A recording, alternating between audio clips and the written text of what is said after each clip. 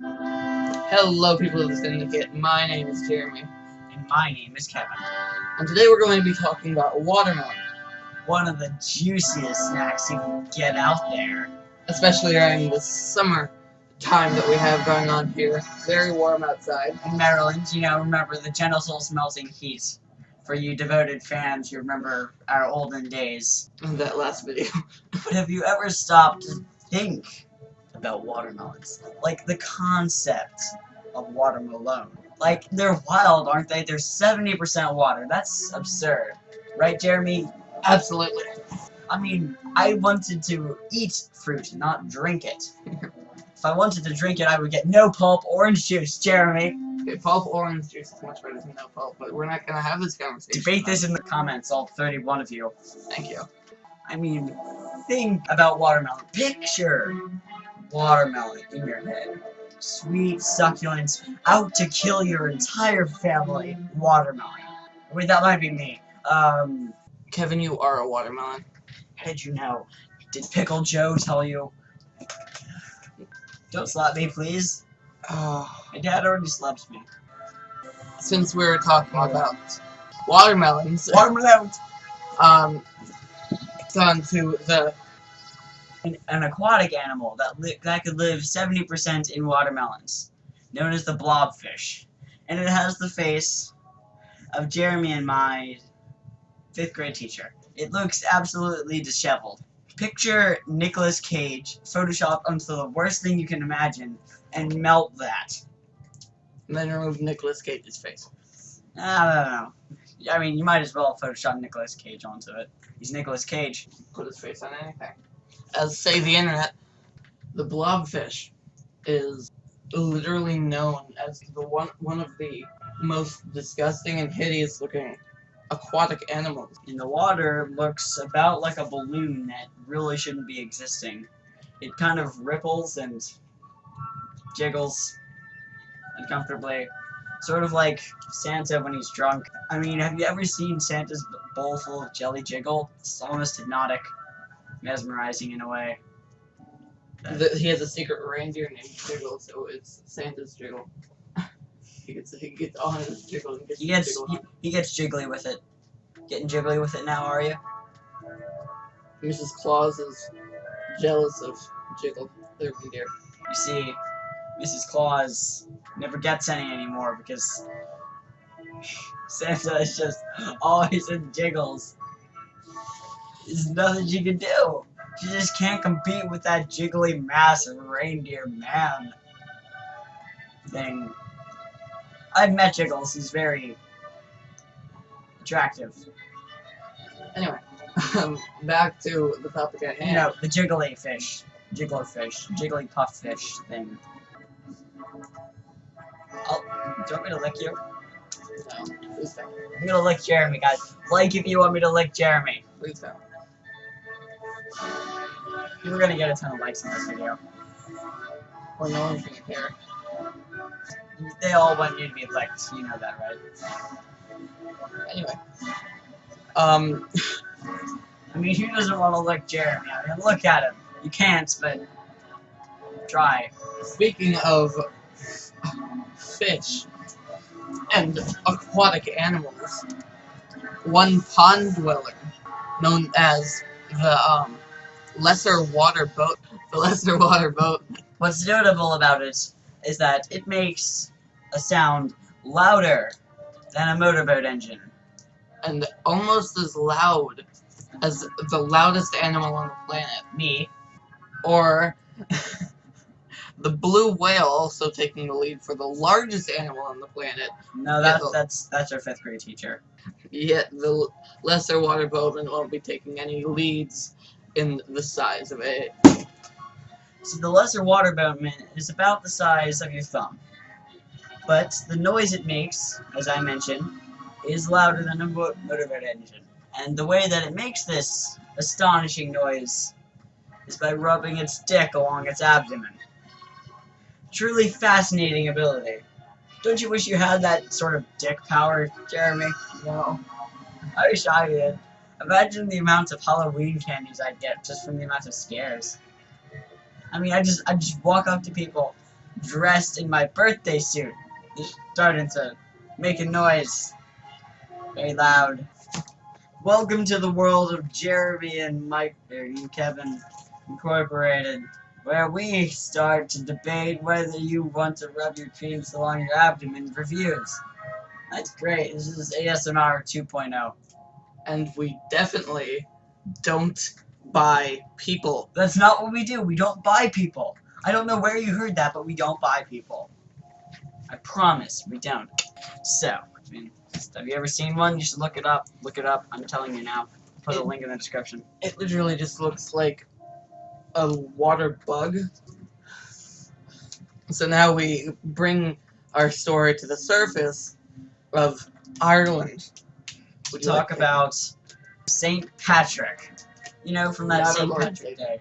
So, for all of you who are out of the loop, St. Patrick was a Christian missionary who came to Ireland to spread Christianity. And as part of his good deeds, he frickin' threw all snakes out of Ireland.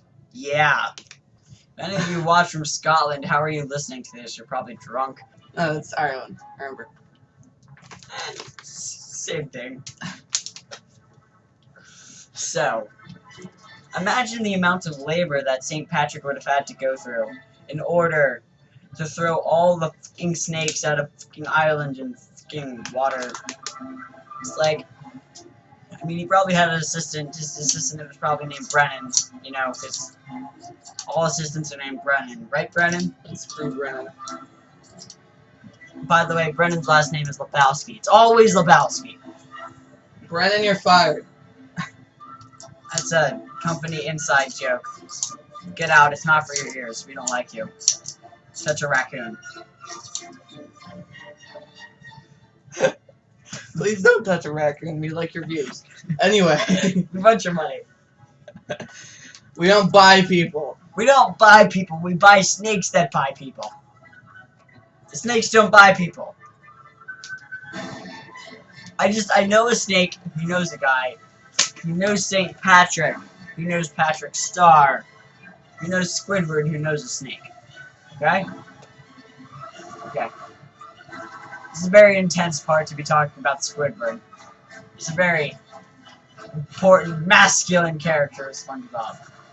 He practically radiates masculinity. I want to lick his belly. I want to lick everything's belly today. I think I have a problem. Even though it's a water fountain. Right in his abdomen. I mean, I could probably make a pretty loud noise.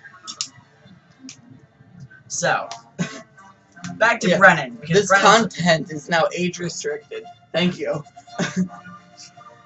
Back to Brennan, the screw-up assistant.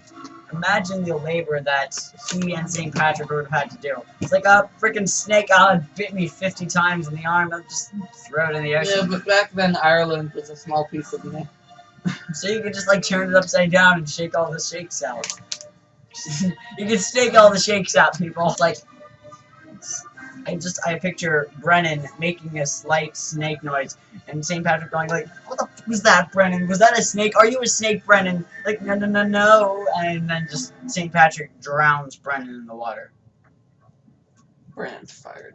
He's dead. Brennan Lebowski, we will not miss him. Freaking Lebowski, man. Lebowski. So, on to other historical figures of the world over in the great city of San Francisco, which is just a lot of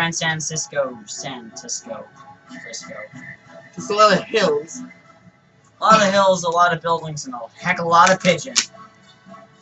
So many pigeons. So much pigeon. I want to lick its belly. So much bridge. Anyway, the important historical figure that we are speaking of today, Emperor Norton. The only emperor to ever live or own, apparently, the United States of America. Truly, the master of the American Empire. The actual one. Real one. So, our great leader, Emperor Norton. He lived in San Francisco around the 1840s, if I remember correctly. And so, this guy had a pretty interesting life. What happened was, our great Emperor Norton moved to San Francisco, hoping to monopolize on the low rice price since China had recently banned export due to its widespread famine. He bought a shipment from Peru at 12 cents per pound, hoping to sell it at the standard 36 cents per pound. He ended up selling it for only 3 cents a pound. As you can imagine, this bankrupted our great leader and put him on the streets of that miserable city. Much offense to any people who live in San Francisco. No offense to anyone who lives in San Much. Francisco. None. Much. Anyway, I will slap you with a baguette. no baguettes. Jeremy slapped me with a baguette. No baguettes. I'm telling Mom. No baguettes. So, as he lived on the streets, basically went crazy and started calling himself the Emperor of the United States. And people just loved him so much that he was actually put on newspapers and things like that as being said as the Emperor of the United States. And they had multiple articles on him, and he just, like, increased in popularity. Some people even heeded his taxes and laws. He also declared himself emperor, as he also demanded to be ordained by the Pope himself. Pope guy, you know, big hat, Catholic leader. It's kind of funny. Have you ever met the Pope? No, but I went to the Vatican City. That's it. I'm not Catholic. Hashtag Jeremy is now Catholic. No. Hashtag all hails Lieutenant Charmander. So some of his rules and laws that he created back in, I don't really remember the year, sorry, are actually used today as real rules. Now, I would go and search this up on probably YouTube or just Google, but I don't have the time for that. But No one unless, knows. Kevin, do you know those rules and laws that... What do you think I am? Some sort of geek? No, because we don't play Dungeons and Dragons. You know who you are. Yes. All the geeks must burn in Dungeon and Dragon hell.